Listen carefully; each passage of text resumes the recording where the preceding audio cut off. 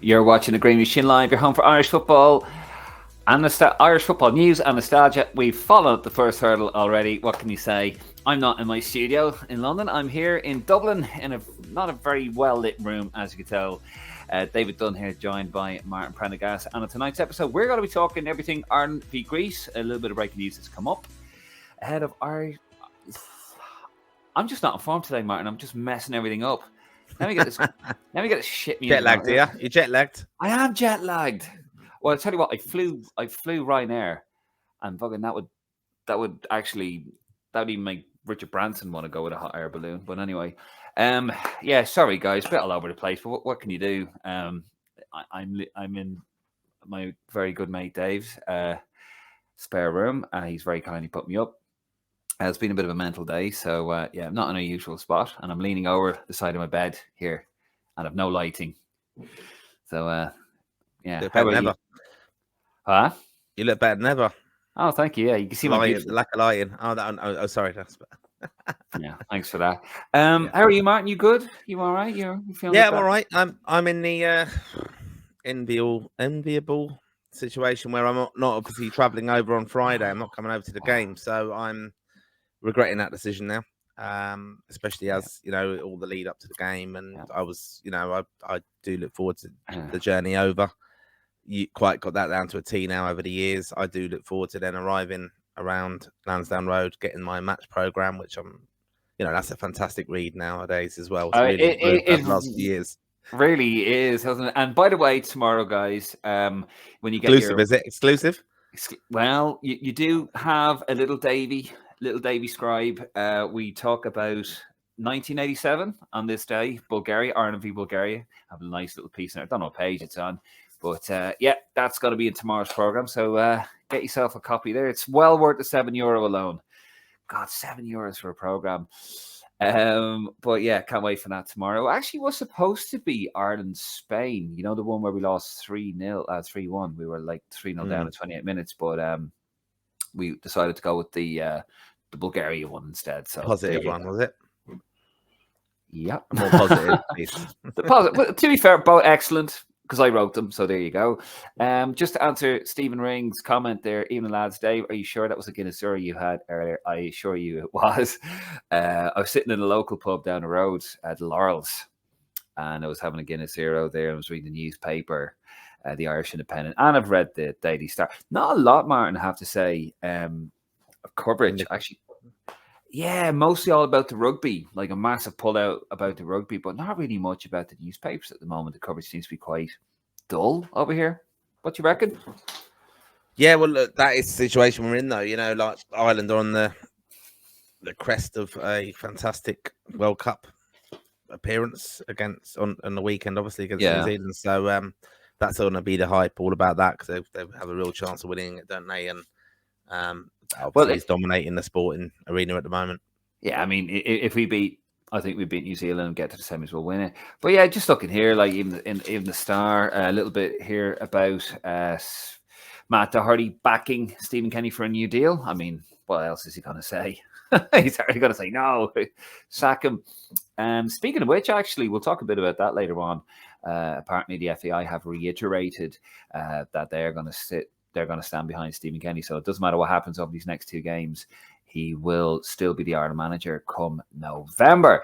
Look, sorry about the lack of sound quality on the pick, but when you're on the road, guys, when you're traveling, unfortunately, you don't have things the way you would like them, but we make do with it, and we're glad you guys are on with us tonight. And Martin, I'm just glad for you, full stop. Cheers. Martin, yeah. He's not going out. You'll be live with me. You won't be on the pre-show, will you? You'll be on the post-match. You'll be on the aftermath. Plan is to be on the aftermath. Yeah, aftermatch. Yeah, I'm on that one. So I'm gonna. Yeah, no, it's quite unique, as I said, and we've done in the past, obviously lockdown games and things like that, and some of the away ones that I haven't travelled. But you do get a perspective of the punditry, and also kind of the way the agenda of the pundits as well. It's quite interesting in the commentary. So it's a bit strange for me watching it like that, but I do enjoy it. So yeah, I'll be able to give that insight to the post match tomorrow. He'll be on there tomorrow. We will be live from Lansdowne Road at about 6:30. We normally go on for normally about an hour, about 6:30ish. Once we get the team news in, normally get the team news in from the internet, and then I have to like forage and try and find a team sheet somewhere on the ground, just like going through. I remember like they were at the end of the last one, they were handing them out. I was like, "Oh, can I have one? Oh, for the kids, yeah. I'm the biggest kid here. Give me a fucking team sheet." Anyway, as usual, guys, on tonight's episode, you can have your say. We are Irish football's most interactive podcast. Have your say. Leave a comment. Ask us what you think. Tell us what you think about the match tomorrow. Are you going? If not, why not? Are you going to Faro in Gibraltar? Martin and I will be there. We're going on the same plane over. You know what actually happened to me, speaking of planes today?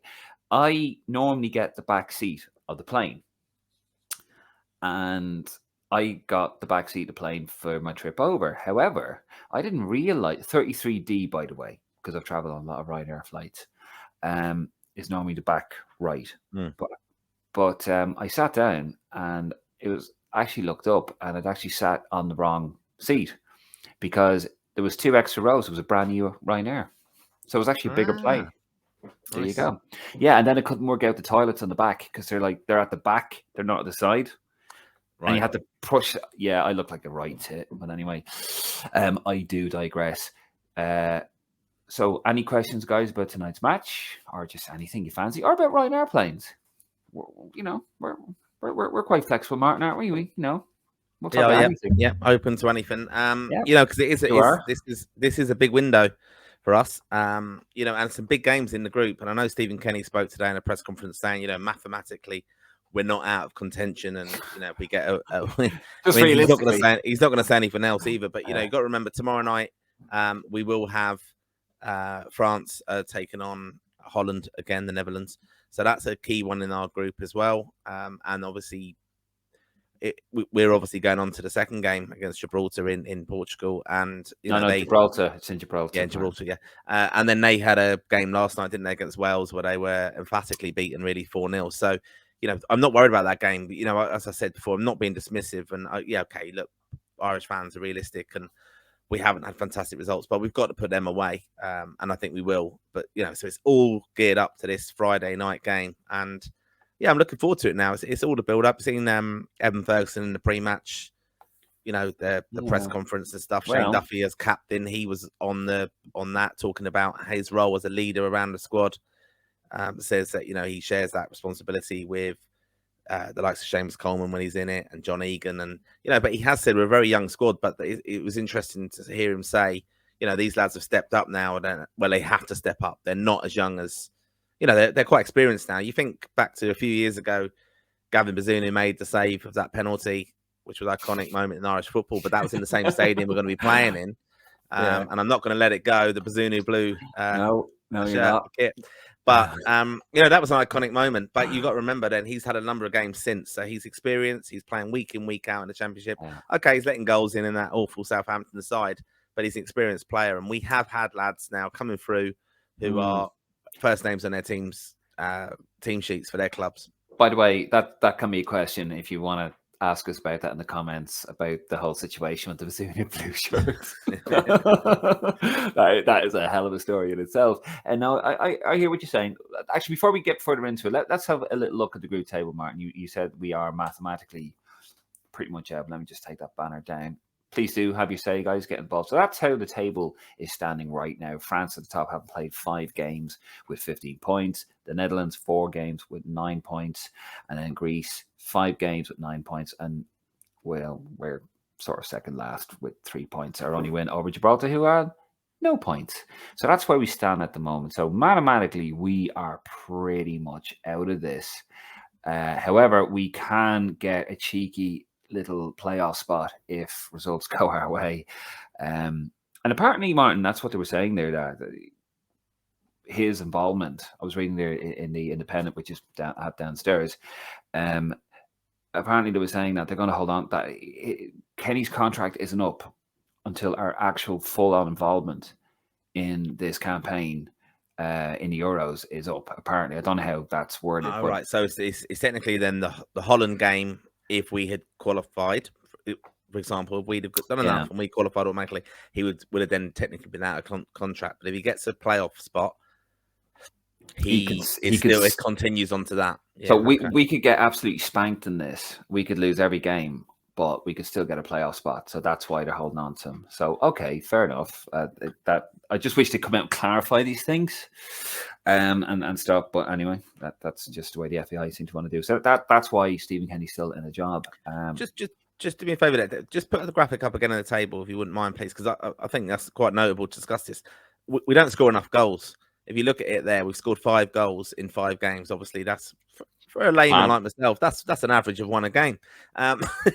Well, John, look at you, Jesus Christ! No, in all honesty, though, I know, but we have played Gibraltar in that time, so you know we have struggled for goals, and this again brings me on to the point. I can't really understand the level of criticism at Callum Robinson. He is one of our few goal scorers, and he's in the squad now, and that's his job. Ogbene is another one who does get goals, and Evan Ferguson. I mean, look, so much hope is going to be on rested on his shoulders now, and to get a few more goals for us. So, I mean, it's a tough group to get the goals against France and the Netherlands, of course, but you know, it all comes down to, and I know, stuck record on this, the disappointment of June. Greece away, and that's what's got to be rectified tomorrow night. We've got to reverse that fixture. Well, we're going to have to do without this man here, a late addition to the squad. Our top goal scorer, by the way, Sammy Smolix. There he is there. This is the second squad he's been involved in, and he was a late addition. Aaron Connolly was drafted into the original squad. Then Aaron Connolly had to pull out due to injury, which is unfortunate because he's actually on decent form. Sammy Smolix was brought in. Now, we all wanted Sammy Smolix in. He's been left out of the last few squads, even though he's been banging goals into Blackburn for Blackburn Rovers. Everyone's going, Sammy Smolix, who? The way we're going on about this guy, you swear he was messy. Anyway, basically, he was brought into this squad instead of Aaron Connolly, and now earlier today, breaking news that he's gone home due to family reasons have been cited. We're not sure. We hope everything works out. Family does come before everything else, pretty much. First of all, what do you make of that? I mean, he wasn't replaced. We did talk about it in the last stream, didn't we? We weren't too sure whether would he feature in the squad. So he's gone home. He hasn't been replaced. So no. I think what they would wait to do now is perhaps bring up Andy Moran from the under 21s, perhaps for the trip to Gibraltar. That's the way they might do it. With a replacement, you don't really need one, do you? Because I think they do. The match day squad gets whittled down anyway, doesn't it? So the numbers, I think, 23. Yeah. It's a shame for him. I mean, everyone, conspiracy theorists, are now reading a lot more into this. It was interesting. The FAI said that he, Should I read out some of the comments? Should I read out some of the comments? Yeah, I think so. It'd be worthwhile. But one of the things before you do it, I think, is just the speculation was that there's a family thing, perhaps with a pregnancy or something like that, so he wanted to be close to home. Because Blackburn's tweet was interesting, that he joined back up for training with Blackburn, so that's what's got the conspiracy theorists going, well, we can't be I wasn't aware. Whereas I've seen that. So and someone actually said he went home yesterday morning, so he wasn't just released this morning. It was very early yesterday he went back. So there's just a lot to this, and sadly, the vagueness of some of these kind of press releases doesn't help with the speculation, because obviously people have been pissing around now today, haven't they, a little bit, saying, oh, is his granny okay? Because they think it's Stephen Ireland's situation again. So we hope it's not something serious. I think the FAI's tweet saying thoughts are with his family would indicate something a bit personal. But that's pretty much, you beat. Thanks, Martin. That was my moment to shine with the comments. But yeah, I've got one guy's commented, one thing, Stephen Ireland straight away. Notice says he's had a call from England. Is he eligible for another country? He is eligible for Hungary and England, of course, because he was born in England. It's just all this going through, some derogatory comments. Grannygate 2.0, just some mad comments there. And there was some other comments I alluded to earlier on, saying that, who is this guy? Like, oh, why are we making a big deal about him? At the end of the day, Martin, he's not going to play anyway, so it's all academic. He's our top goal scorer, 7 goals this season with Blackburn. And the Championship's a decent league. It's probably one of the top 6 leagues in Europe when you think about it. That there's not a great amount of leagues. When Premier League, La Liga, Bundesliga, maybe Ligue 1, the Dutch league, and maybe a Serie A, you had the championship thereabouts. He's banging in 7 goals. Our top goal, other than that, it's Evan Ferguson with 5 goals so far. So, this guy's on form. He's 28. We're lacking goals. And you said it earlier on. How many goals have we scored? We've scored 5 goals, 1 goal per game, as you rightly said there, Martin Boardman, earlier on. And, people are slagging this guy off. And I don't understand how people go, Sammy who? And I've never even heard of this guy. Well, I wouldn't be bragging about that if you're an Ireland fan, because you should be doing your homework a little bit here. We are lacking goals. We're lacking creativity. And he hasn't played for us, so I don't know. But I didn't know about that, Martin. I didn't know that. Yeah, that's just some of the speculation. I think on him, though, probably part of us is getting a bit carried away with the record, but he is scoring week in, week out. And it was an obvious question for the trackers that Dan McDonnell put towards Stephen Kenny about why has he been excluded, and he answered and stuff. But, what struck me with Stephen Kenny's squad announcement was where he said about picking players who are not familiar with the, one of the reasons why he's got Mikey Johnson in there and Callum Robinson with their lack of game time was they're familiar with the setup, what they're doing, what the team plan is. And, for all the speculation of why he's gone away and, is he looking at Hungary? Is he looking at other things? Or was there real truth towards this? The fact is he joined up the squad late. So he did bother travelling over, which shows a good bit of character from him. That's intention from him. But whether he's got there and he's just then felt bit part to it, we obviously don't know. But has he just come in and been told, you're here making up the numbers, mate? You're not going to get capped. We'll maybe play you in Gibraltar, but you're not going to be in the plans for this. And then perhaps has he thrown his toys out of the plan? We don't know. I just think, and with respect to the FAI and the media department and everything like that, don't want to upset anyone and get your landlord ripped off you, Dave, because I know they mean so much to you. But, they've done this stuff before, though, with with the releases, and it's what they've released actually poses more questions and answers, and it leads to speculation. We had the thing with Aaron Connolly, weren't we, on the beach, and Stephen Kenny said, we hadn't told anyone he was being released. So sometimes you can just say nothing, and you can just say, look, he's left the camp, personal reasons. You don't have to tweet about it. We don't need to tell anything. But to be fair, I mean, as well, to be fair to the FEI, they have I would imagine they have told the FEI what the situation is. And they're like, okay, we're not going to say anything. We'll just say family reasons, and that's up to you. And then you might find, actually, maybe in a couple of years' time, or a couple of months' time, Sammy will come out and go, actually, well, this is what it was. I did have a thing at home. I wanted, maybe I don't know if he has children. It could be anything. I don't want to speculate, and then you find out what it is. But to be fair to the FEI, it's not up to them to say what the situation is. It's just, he's gone home. It's family reasons. That's it. Yeah, but then if it's not that, if it wasn't that, and it comes out, then it looks like you're just bluffers, basically. Yeah, but you can't win, though, can you? No, but that's what I'm saying. You could just say he's left. Sammy sort of said, they could have said it was an injury or anything. They could, but then he went back to Blackburn. But then he's gone back training. Yeah, so that's why it's posing questions and questioning the truth of it all. And it's a different quandary for both media departments in a sense, and the player himself. And now it leads to speculation. Look, we're talking about it because of that. You just think back differently a bit. Omar Bamadelli was out recently, wasn't he? Had a situation, family bereavement, and that wasn't released till a bit later. But then he hadn't been caught up into the original squad, and he was brought in late. So no. To be fair with you, I'm a Bamadelli. I hate to correct you now, Martin, because I really hate doing that. But with the Bamadelli situation, that was actually released on the day, because he announced at the press conference that he had a bereavement. All right. So and that was in Paris. So, like the man in the orthopedic shoes, I stand corrected. Hey, So tomorrow we're going to be out. We're going to be without our top goal scorer. But what he featured, I don't actually know.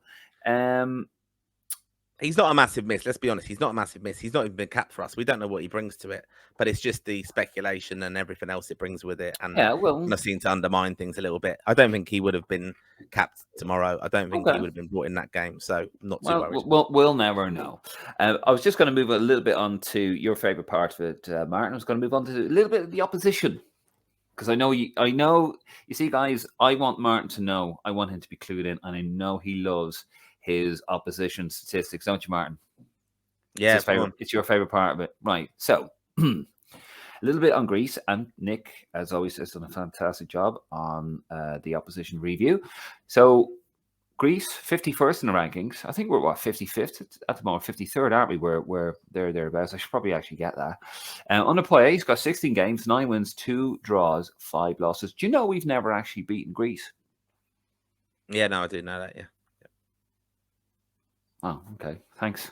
You could have just lied to me and said we haven't played them a lot, though, have we? We haven't really played them a lot. First played them in 2000 or 99. Lost 1-0 at home, and then drew 0-0 with them in I think not Noel King, the other guy. Don Gibbons was the manager, and then of course we got battered earlier this year. So it's been our 4th time. We've never beaten them. So anyway, they've had 8 games, 3 wins, 2 draws, 3 losses. They've drawn with the likes of Malta and Lithuania, so maybe not as good as we thought. Their key man is the guy that plays for Trabzonspor. That is Tassos Bekestis and Petros Mantolis. I'm actually doing all right here, I think. But those guys. We'll do the Irish team in a minute, and then we'll see it. We'll go right downhill. No. We're here to talk about the opposition now. We all know about the Ireland team, but basically those guys controlled the midfield, which did a number on us, which Nick did say they would do actually, and he's actually written that in the notes. Yeah. I call it petty. You never see me do something like that. Of course, you got Timicus, the bloke that plays for Liverpool anyway. You should know that then, shouldn't you? No, he never played.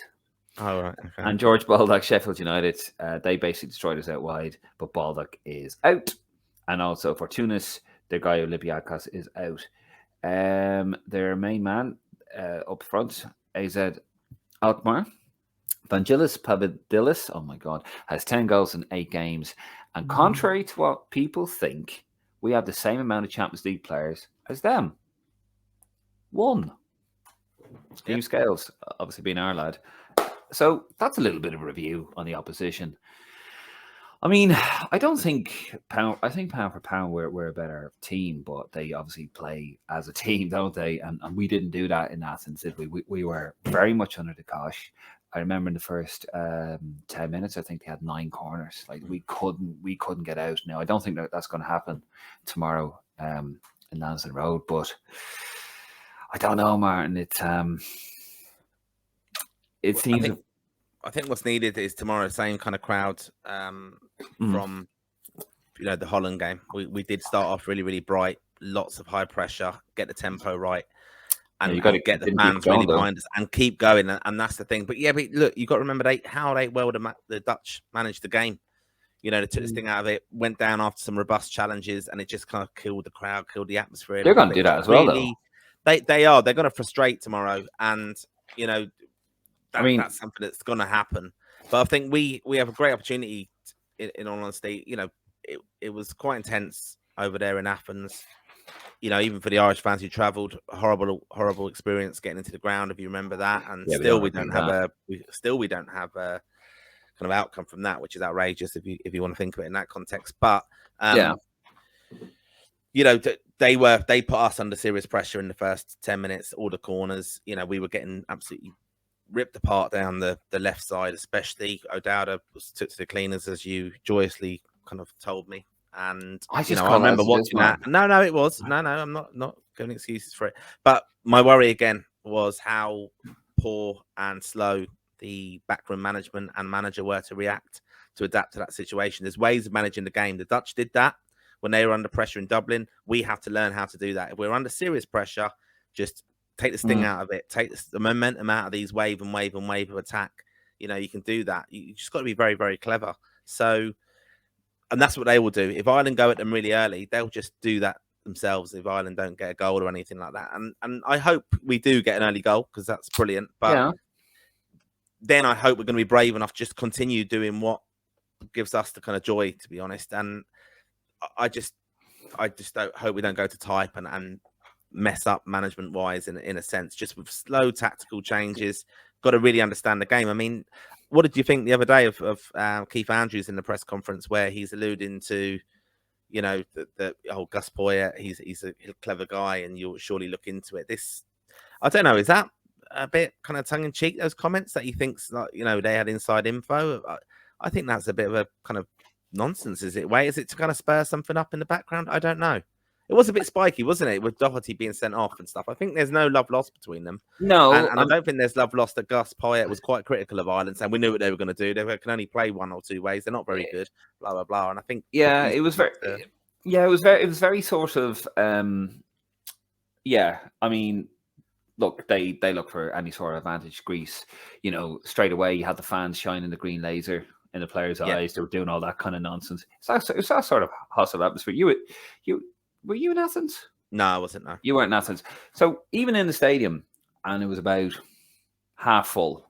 It was about a quarter full, actually.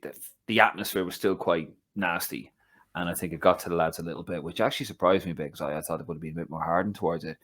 But you could tell this was an uncomfortable atmosphere. You know, this is not going to be easy for these guys, and it wasn't. You know, they really came at us. Matt Doherty's come out and said, you know, at the press conference yesterday that he wants revenge. Because of his red card, they were falling all over the place. I mean, that's the game. That's how. And you were talking about how the Dutch took this thing out. The Greeks will do the exact same thing. Yeah. You know, they will do the absolute exact same thing. So we have to be very careful of that. We have to manage it properly. The management have to manage it properly. It does feel a bit of bad blood. There's a sense of dead rubber about it, though, Martin. I mean, it is essentially dead rubber. Like, this game has absolutely no effect on how we qualify for the Euros. That will be down to a playoff place.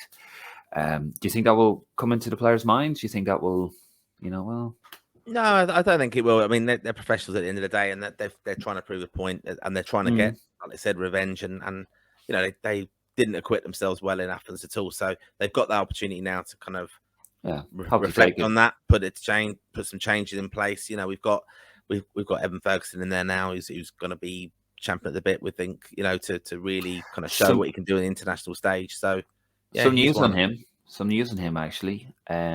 Stephen Ring actually. Whoops, laptop's gone a bit pissed. Stephen Ring, thank you, Stephen, again. Just announced the last while Evan Ferguson has made a 20-person shortlist for the Golden Boy Award. Good man there, Evan. So that's come out. That's fantastic news. That's a little pop there. Little boost for him, isn't it? Going into the game as well. You know, he's getting plaudits from everywhere, well deserved. And he's going to be our main man going for the next few next few tournaments, qualifications and stuff. Knee ligament problem. One thing you said there though, Dave, was like how kind of in awe the lads were of the the circumstances and experience they were over in Athens. And Gavin Bazunu is still a young goalkeeper and he's getting a laser shoved in his eyes. It's kind of thing you get at Anfield quite a bit, but I'll let that one go. I'm joking. But these lads are going to be really, really experienced, and it just comes back to my thought on Stephen Kenny's kind of tenure in a sense, is that these young lads that he's kind of often referenced, that he's given them the opportunities in 2 or 3 qualifying campaigns, we're going to be ready for that hostile atmosphere. We're going to be a lot more adaptable. A lot of these kind of carry on through with it, and it might actually not be Stephen Kenny gets the benefit of capping them all so young and what he's trying to do, because his argument will be, I have done that, and we've been to these places, we've struggled, but look, they're more experienced now and trusted. But I think just patience is wearing out. You've seen, look, the view for me is the fans. They've completely. I don't want it to get nasty, Dan. I don't want it to get personal. I've seen stuff. I don't think it will. Happening. I think that is happening. It is creeping in, and I don't think there's any need for that. And I think the more clued up match going fans, I know that's not being derogatory in a sense to people who don't go, different circumstances, but the ones who do go week in, week out, and to home and away games and stuff, I think they won't turn. Because we've been here before. We've had poor performances. We've had Trapattoni. Is the game sold out tomorrow? It's not at the moment. No. I mean, they never sell it. Look, that's a myth that we've ever sell out. We've sold out 3 games since 2010. So it's not technically going to be sold out. There's tickets around. It's pissing people off. Obviously, you have to do the duo deal, but I don't think they will turn. I think I think he does have the boys when they go out on the pitch, and Stephen Kenny, they will get back in. It'll be interesting to see when they announce the manager again tomorrow. There'll be a few jeers, because I think that has come into our support. There were a few. They were at last game before the whole game, and apparently they drowned out the boos at the end. No, I didn't hear them. but they drown him out with the music. And speaking of what happens to goalkeepers at Old Trafford, yeah, sorry for audio listeners. It just popped up the picture of Roy Carroll, trying to clear the ball off the line. Was it Mendes? Was it? Yeah. Anyway, no.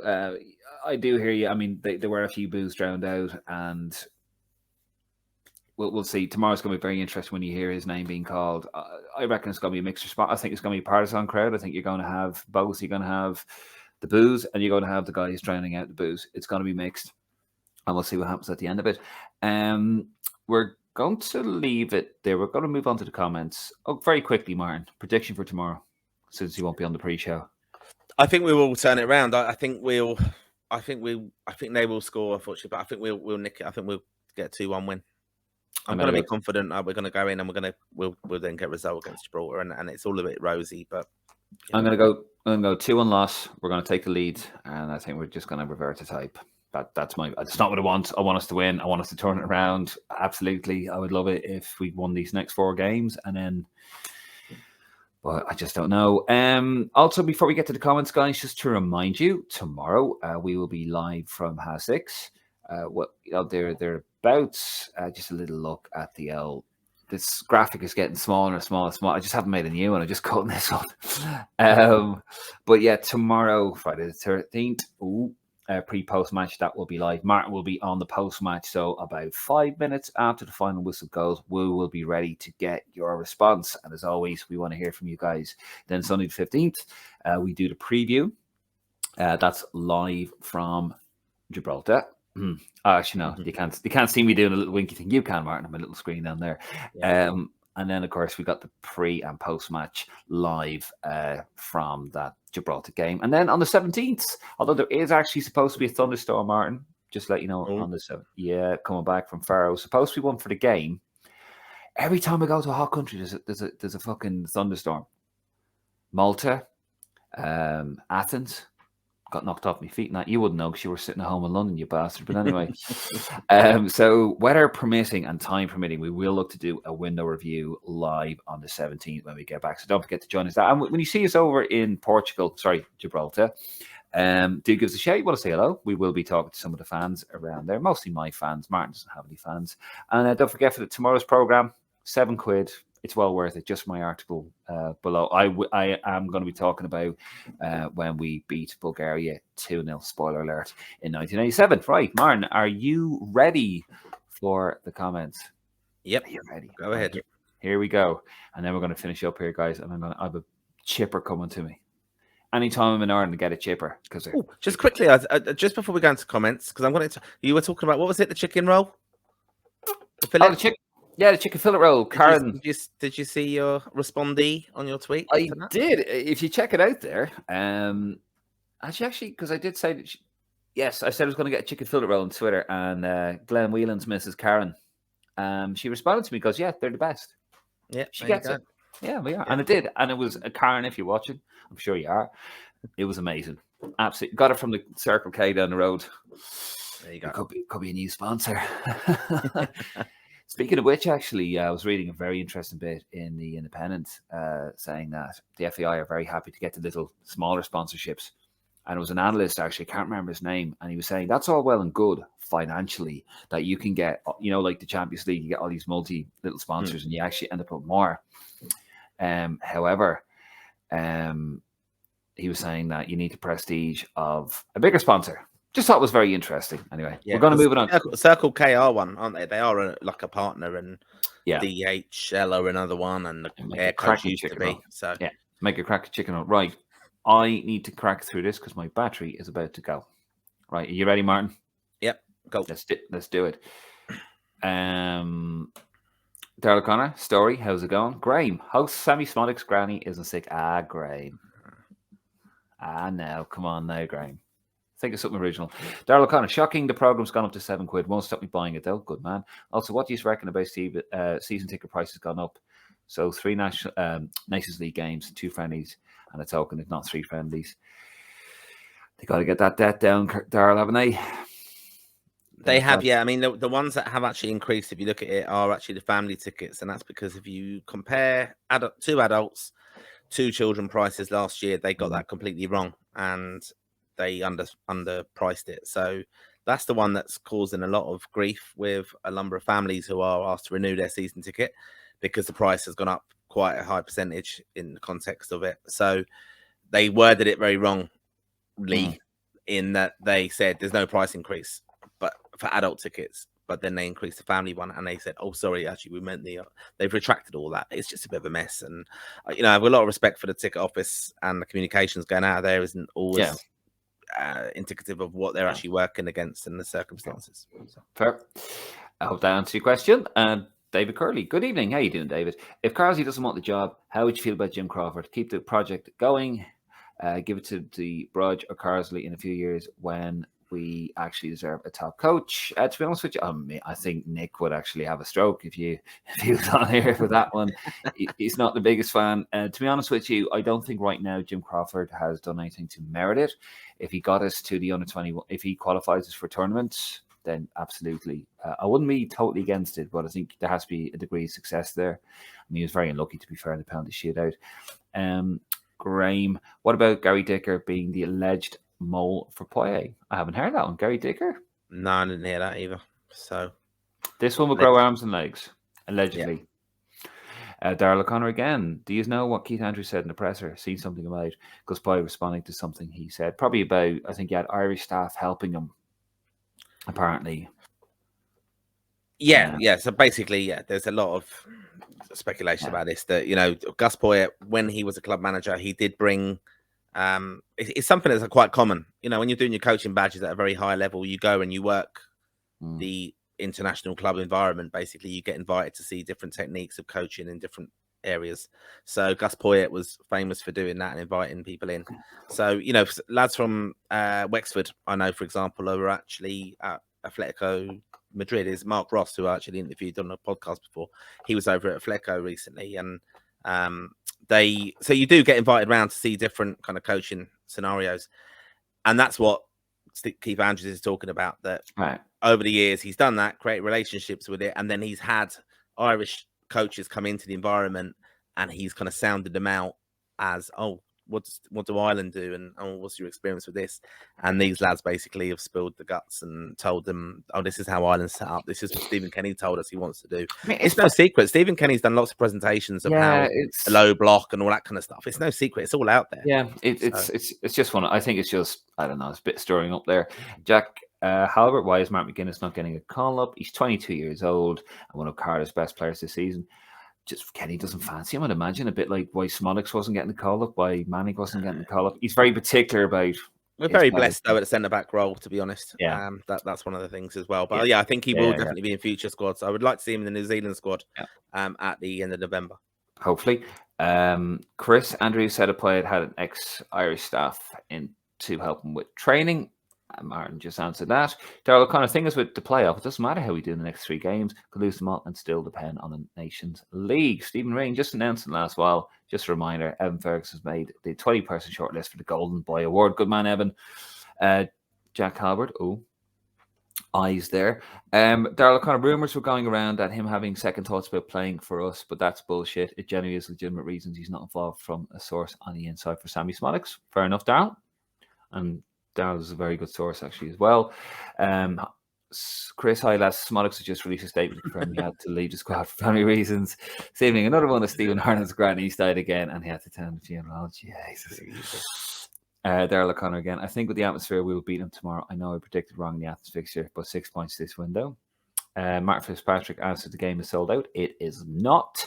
Darrell O'Connor, very nasty atmosphere to experience in Athens. Hopefully, we return the favour tomorrow in Lansdowne. I think we'll want to do the right result despite not much to play for. We might play more freely. Stephen Ring, as regards reports of Sammy Smollix leaving the camp to go home without actually training, the FAI released a video of around 2 hours ago and Sammy was training away with the squad, so it looks like he did take part for a while. Okay, fair enough. Kevin Chris, my laptop's gone again. Kevin Christie, what do you fellas think of the chances of seeing 4 at the back tomorrow? 0, Kevin. I think he's going to just revert to type, isn't he? Yeah, I think so. Yeah. Darrell O'Connor, through the thunderstorms in Athens, didn't remember too bad in Malta. The water was coming through the ground, actually. I almost went on my bloody laptop. Stephen Ring. Seeing that today was the anniversary of playing in the blue one-off kit. Castori could only dream of making a kit as beautiful as that. Oh, we have a fan. Or the Bazunu Blue. And the final one there, chaps. Going to watch the All Blacks win. Martin Fitzpatrick. Hopefully. Oh, Martin. No. Come on now. Pro Ireland, haven't we? In all sporting occasions. You know, Jesus, we need to be more united. Anyway, I think that anyway. So, no, I'm looking forward to the game. So, I don't know if Dave's laptop's died or not. Yeah, anyway, safe travels to everybody who is going to the match tomorrow. Enjoy it. Do pick up a program to see Dave. It's a wonderful article. He's already shared it with me, so I know what it's all about. But yeah, look, we'll get behind Ireland in the next window, especially whether you're pro Kenny or anti Kenny, or the lads who are going out on the pitch are doing it for Ireland ultimately. So I just want to wish them all the best, and hopefully we see some great football and see what the future holds, whether it's with Stephen Kenny or another manager. I think we need to be really, really positive. So I think we're going to leave it there. I'm going to end this show, but thanks everyone for joining us. As Dave said, we've got the pre-match show tomorrow evening, live from Lansdowne Road, not the Aviva Stadium. We've got it live from in the ground where you'll be able to join Dave. So give us your views, reaction to the team when it's announced, and after the game, of course, we will be live again to discuss the aftermath, to see if Ireland have got a win at last, and if we can, go forward into the Gibraltar game on Monday night with a positive result behind us. But yeah, just want to thank all of you for your interaction and comments this evening. Please do share the podcast with your friends and family. Subscribe if you haven't already on the YouTube channel, and make sure to follow us on all our social media platforms as well. So that's Twitter, Facebook, and Instagram. And come on, you boys in green.